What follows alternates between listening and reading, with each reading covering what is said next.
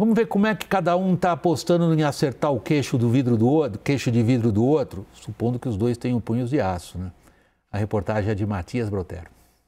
A menos de 2 semanas do segundo turno das eleições, há uma estratégia comum entre as campanhas de Lula e Bolsonaro: buscar atingir o oponente com os temas mais sensíveis a cada candidato para atrair votos de quem se absteve no primeiro turno. Em uma disputa já consolidada há vários meses, ampliar pontos de desgaste do rival pode ser a chave para uma vitória. As candidaturas têm que apostar no convencimento desses eleitores que votaram em um dos dois candidatos e, porventura, possam considerar, em função desses debates, em função da campanha, alterar a sua preferência de voto. A ofensiva de Lula tem focado em marcas negativas que colaram em Bolsonaro, como o atraso do governo para a compra de vacinas contra a Covid-19 e a falta de investimentos em educação.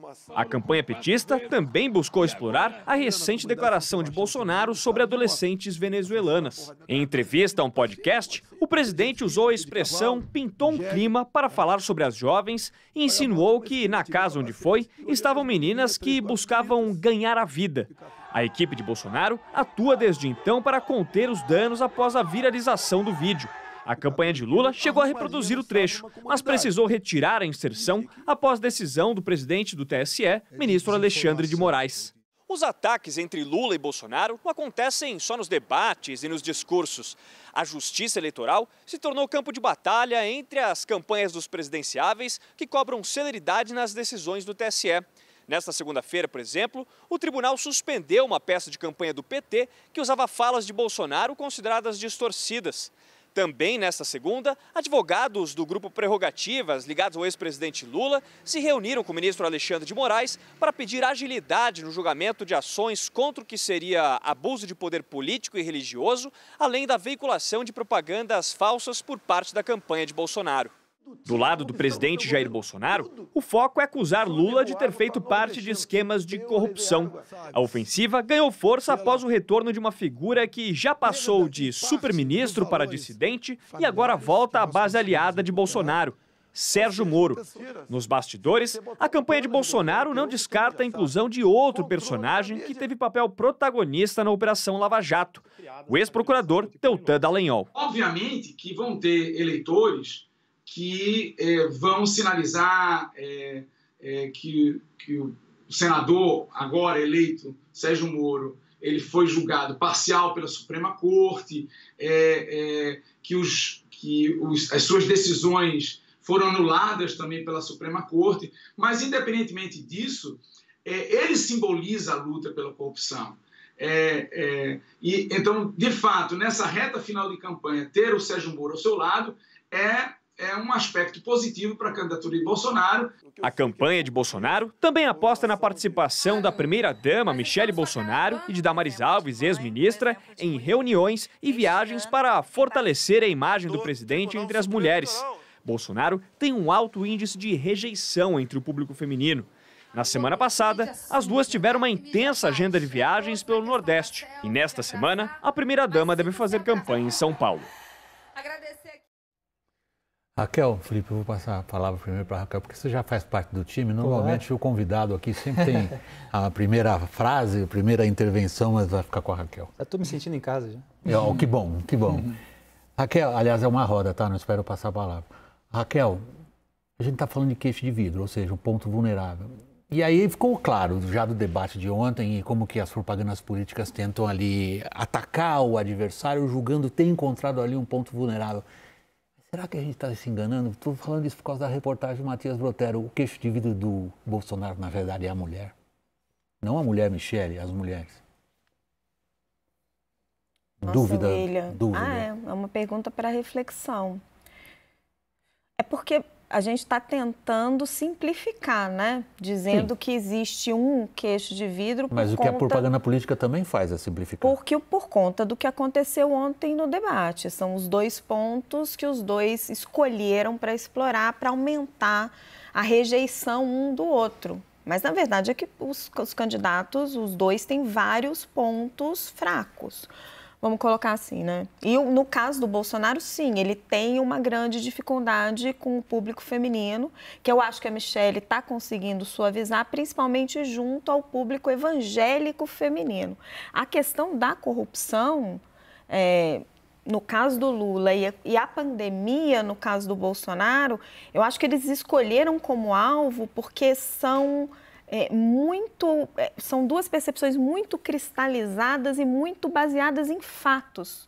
Como é que você vai contrapor com narrativas o que aconteceu na pandemia ou o que aconteceu no Petrolão? É muito difícil, porque todo mundo viveu e sabe o que aconteceu. Eu acho que aí você e eu, e as pessoas que estão acostumadas a lidar com os fatos tais como a gente os considera, nos enganamos muito. Acho sim que uma boa parte do público é capaz de viver de fatos alternativos, que é o que as duas campanhas fizeram. Elas tratam de desmentir o que foi a péssima gestão do governo federal na pandemia e tratam de dizer que, na verdade, o Petrolão foi uma invenção. Mas eu não acho, William. Eu não acho que as pessoas vivem... Rapidinho. Claro. Eu não acho que as pessoas vivem em fatos alternativos sobre isso. Eu acho que as pessoas que escolhem Lula ou Bolsonaro, apesar de pandemia ou de corrupção, elas escolhem apesar disso. Elas perdoam isso. Perdoam não que o pecado. elas ignorem que tenha existido. Caio, alguém achou em alguém um queixo de vidro? Bom, tá muito claro o calcanhar de Aquiles, o queixo de vidro de cada um, né? Isso é meio óbvio dizer aqui, a pandemia do Bolsonaro e a corrupção do Lula. A questão do Lula com a corrupção é que talvez ele tenha tido mais tempo, ele e o PT, para se preparar. Só que eles nunca quiseram se preparar para esse discurso. A gente pode considerar que a data que o Lula saiu da prisão em diante, já sabendo que ele seria candidato, o PT podia ter trabalhado. A gente pode considerar que quando a Dilma foi empichada, que a partir dali, maio de 16, o Partido dos Trabalhadores poderia ter trabalhado um discurso, mas eles nunca conseguiram trabalhar esse discurso. Por isso que o Lula titubeia. Então tem muitas questões envolvidas ali dentro do Partido dos Trabalhadores, mal resolvidas, que nunca quiseram ser expostas por N motivos.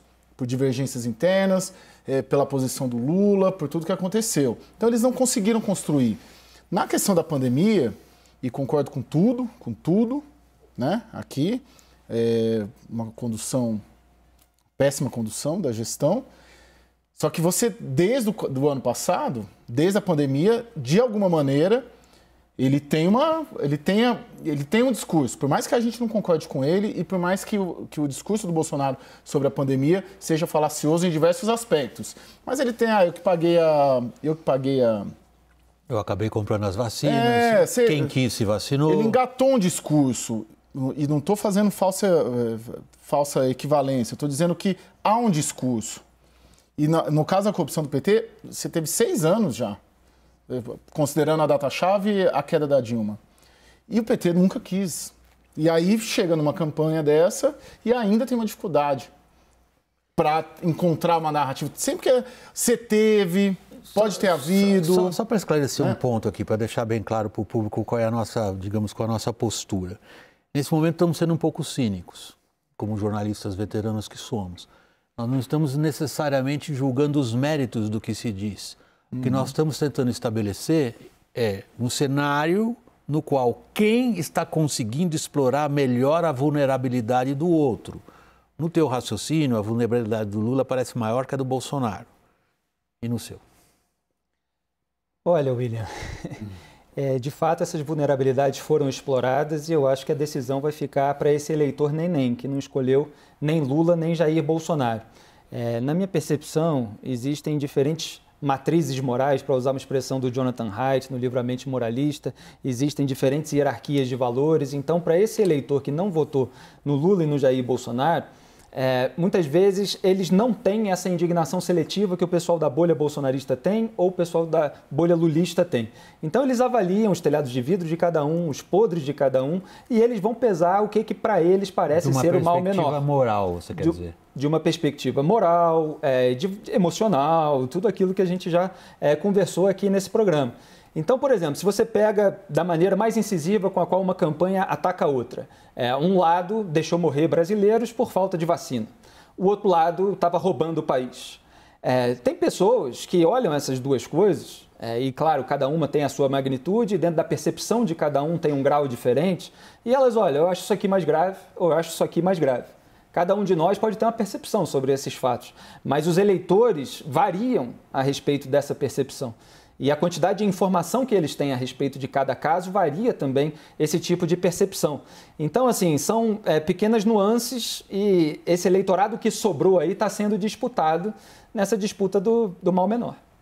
Eu acho positivo, porque no fundo a gente assume que um pouco de moralismo existe na decisão do eleitor e não apenas o pragmatismo do bolso, Raquel.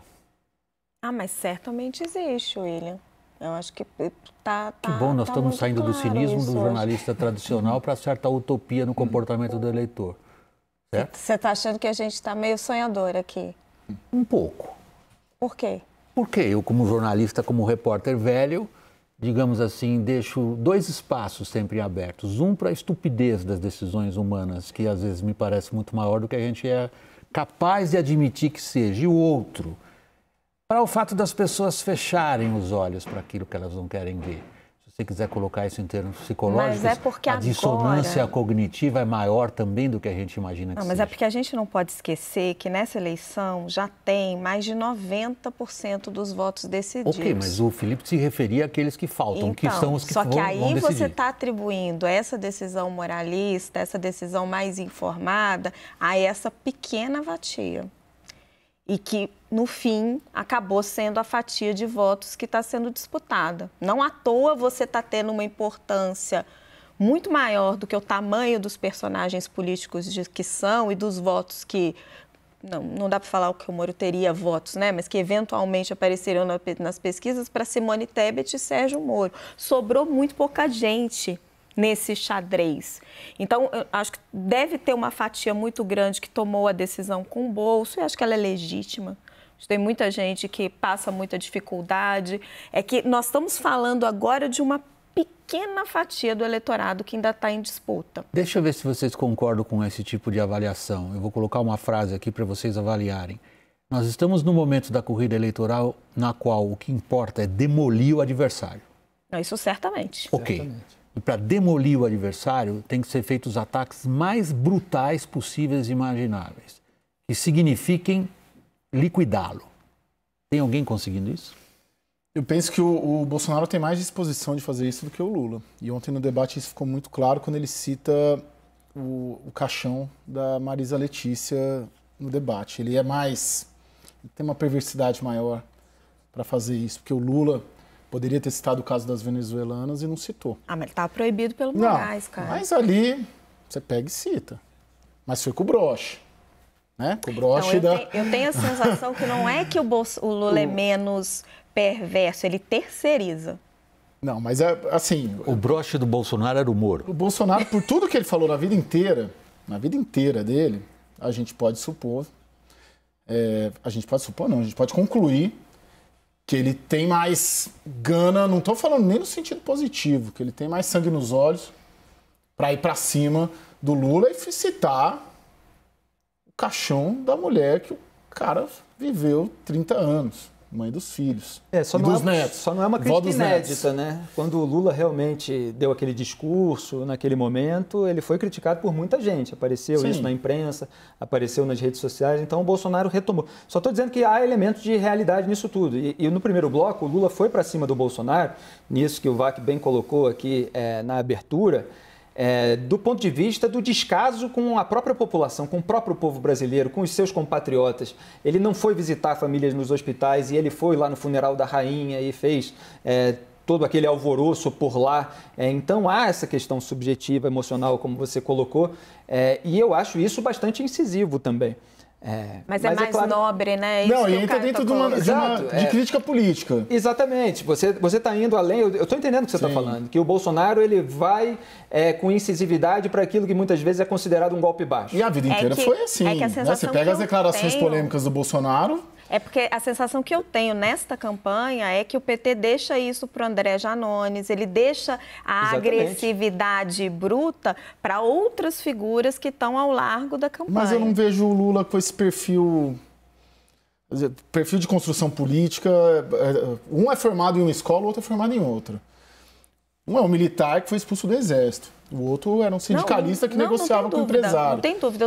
Acho que tem gente para fazer esse tipo de trabalho para ele, sempre teve. Sim. Eu só estou ponderando da disposição de ataque, que era o que você estava falando, mas que são escolas políticas completamente diferentes, está super certo. Agora, saindo dos traços psicológicos de cada um desses, e a disposição maior ou menor de cada um dos dois, de ter sangue nos olhos e de eventualmente, quase, a gente percebe naquele momento do Bolsonaro, que ele fisicamente se aproxima do Lula. O Bolsonaro é muito mais alto que o Lula. O Bolsonaro é médio que 1,85, 86, alguma coisa assim. Exatamente, mas tinha uma diferença significativa ali no debate. Ele está um pouco pesadão também, então ele está assim, ele perto do Lula, o Lula diminui nesse sentido e estende o braço. O que alguns acham que foi estudado. Conhecendo o Bolsonaro como a gente conhece, eu acho que foi muito mais intuitivo. Tipo, na saída do boteco. De repente sai um tapa ou não na saída do boteco, mas não era a intenção. Agora, vamos voltar para o ponto. O ponto é, tem alguém neste momento que vocês identifiquem como mais eficiente na tarefa de demolir o adversário? Os conteúdos estão claros. Estão funcionando? Eu acho que o debate foi muito significativo disso, que cada um tem a sua vulnerabilidade e o dedo está sendo colocado na ferida. Quem está fazendo isso melhor, assim, eu acho que não foi decisivo nesse sentido, de um realmente foi muito melhor do que o outro. O Lula começou atropelando o Bolsonaro em matéria de pandemia e o impacto inicial que isso tem no primeiro bloco de um debate é muito forte. Depois o Bolsonaro atropelou o Lula em matéria de corrupção no Petrolão e aí você tem aquela sensação de que pode ter tido um gosto de virada no final. Porque foi lá para o fim e depois repercute nas redes sociais. Então, assim, tem impacto para os dois lados. É difícil saber quem está sendo mais eficiente para esse eleitorado que falta. William, até o debate, eu acho que a campanha do Lula estava sendo mais eficiente por conta das acusações de pedofilia. O caso estava, assim, repercutindo brutalmente. Todos os trackings, os estudos de rede mostravam saindo da bolha, estava realmente sangrando as intenções de voto do Bolsonaro. Eles tinham conseguido atingir o Bolsonaro, e aí, de novo, sem juízo de valor, a gente está sendo cínico aqui, num valor para ele que é a questão da família. Então, ali eles estavam sendo muito efetivos e estava dando resultado. Só que nós estamos numa fase da campanha que tudo acontece tão rápido, as pessoas são tão bombardeadas de informação que, de repente, a discussão muda. Essa descrição que você fez, eu acho... E não é à toa que hoje, né, Caio, estava lá Flávio Dino, Randolfo Rodrigues, batendo nas portas do Supremo Tribunal Federal para discutir o quê? Fake news. Porque a grande preocupação dessa reta final da eleição, mobilização de rua, me disse hoje a campanha do PT, Caio deve ter ouvido igualzinho, e combate a fake news. Quem vai conseguir segurar o outro? Esse ponto que você descreveu eu acho essencial. Inclusive para todos nós, o público, nós entendemos ao mesmo tempo o que está acontecendo. Se a gente olha para os números de pesquisas, parece que há uma camada superior ali, que a gente não vê muito movimento. Mas por baixo as modificações são de hora em hora. Tá certo, Caio, o raciocínio? O que eu... Assim, você tem três fatores, basicamente, né? Que eu tenho ouvido também, a gente tem falado disso, mas é abstenção, indecisos e Sudeste. Basicamente, é isso que eu tenho ouvido nas duas campanhas, né? Há uma similaridade no que vai ser decisivo. E os dois debates também. O debate de sexta e o debate da semana que vem.